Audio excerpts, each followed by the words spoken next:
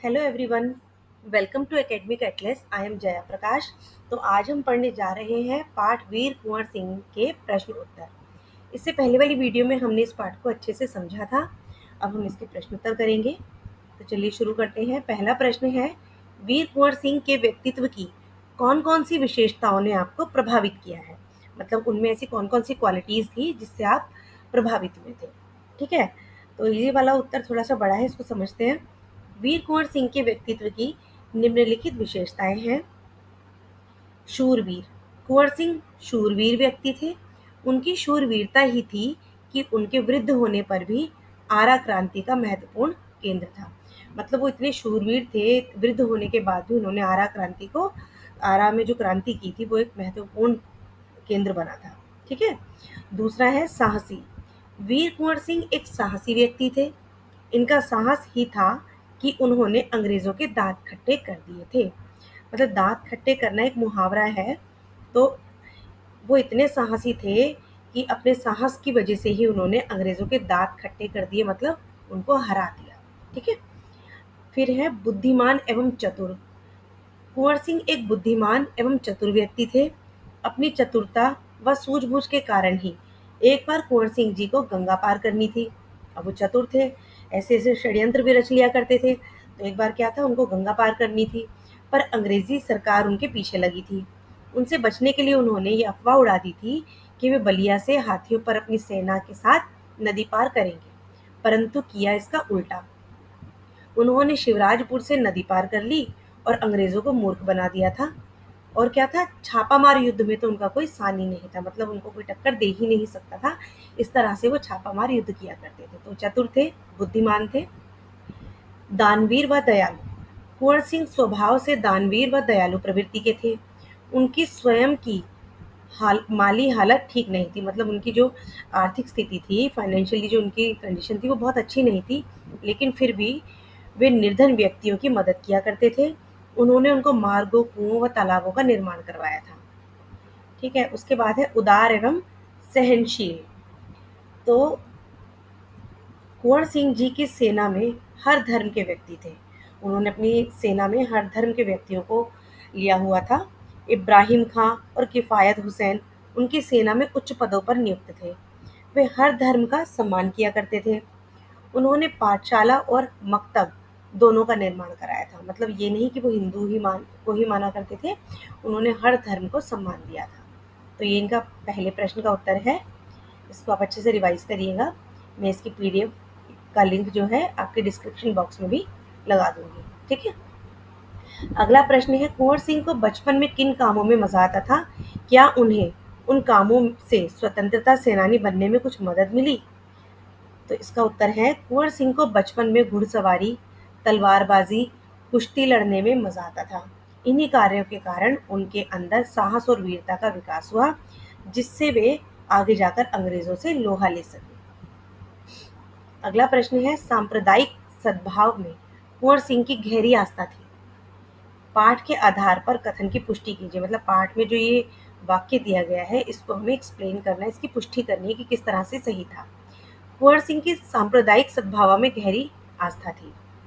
कुंवर सिंह की सांप्रदायिक सद्भावना, हाँ, सद्भाव में गहरी आस्था थी। उनकी सेना में मुसलमान भी उच्च पदों पर थे। इब्राहिम खां तथा किफ़ायत हुसैन उनकी सेना में उच्च पदों पर आसीन थे। उनके यहाँ हिंदुओं तथा मुसलमानों में किसी प्रकार का भेदभाव नहीं किया जाता था। उनके यहाँ दोनों धर्मों के त्योहार एक साथ मनाए जाते थे। इतना ही नहीं, उन्होंने पाठशालाओं के साथ मकतबों का भी निर्माण कराया था। तो इस तरह से उनकी जो सांप्रदायिक सद्भावना थी, वो, उसकी जो गहरी आस्था थी, वो यहाँ पर उसकी पुष्टि हो रही है, क्योंकि वो हर धर्म का सम्मान किया करते थे। अगला प्रश्न है, पाठ में किन प्रसंगों से आपको पता चलता है कि कुंवर सिंह साहसी, उदार एवं स्वाभिमान व्यक्ति थे? मतलब पाठ में किन किन बातों से आपको ऐसा पता लगता है? साहसी व्यक्ति।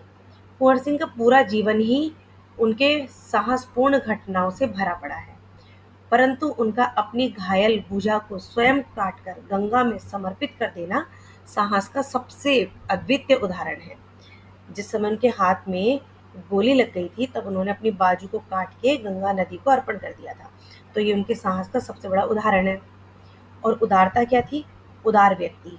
कुंवर सिंह का व्यक्तित्व बड़ा ही उदार था। उनकी माली हालत अच्छी न होने के बावजूद वे निर्धनों की हमेशा सहायता करते थे। इसी उदारता के फलस्वरूप उन्होंने कई तालाबों, कुओं, स्कूलों तथा रास्तों का निर्माण किया। और वे स्वाभिमानी कैसे थे? कुंवर सिंह स्वाभिमानी व्यक्ति थे। यह इसी बात से पता चलता है कि वयोवृद्ध होने के बाद भी, मतलब वृद्ध होने के बाद भी उन्होंने अंग्रेजों के आगे अपने घुटने नहीं टेके। वो बहुत ही स्वाभिमानी थे। तो साहसी व्यक्ति थे वो, उदार व्यक्ति थे,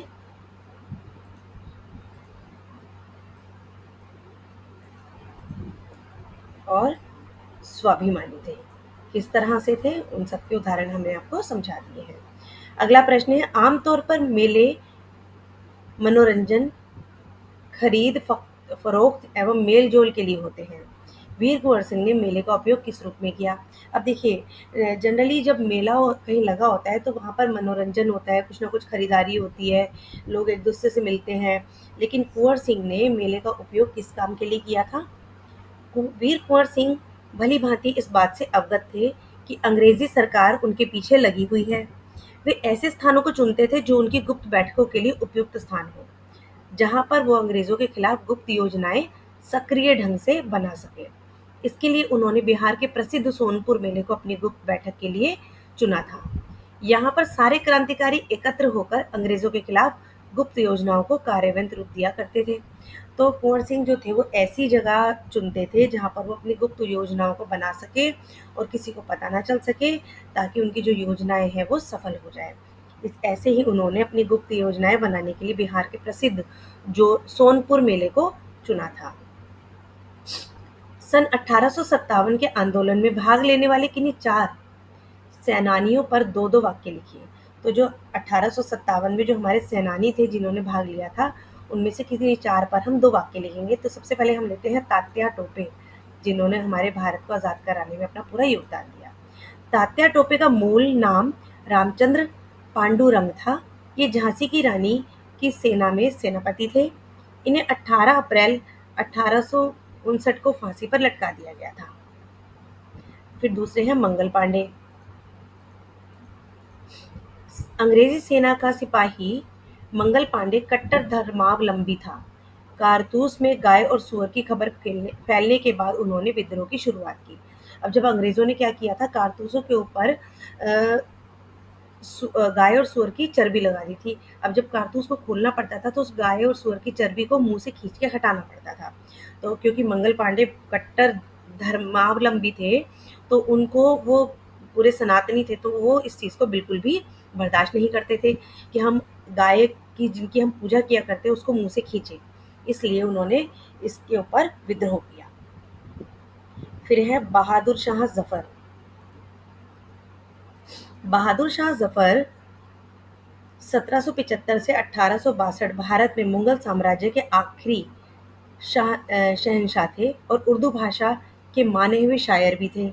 उन्होंने 1857 के प्रथम भारतीय स्वतंत्रता संग्राम में भारतीय सिपाहियों का नेतृत्व किया।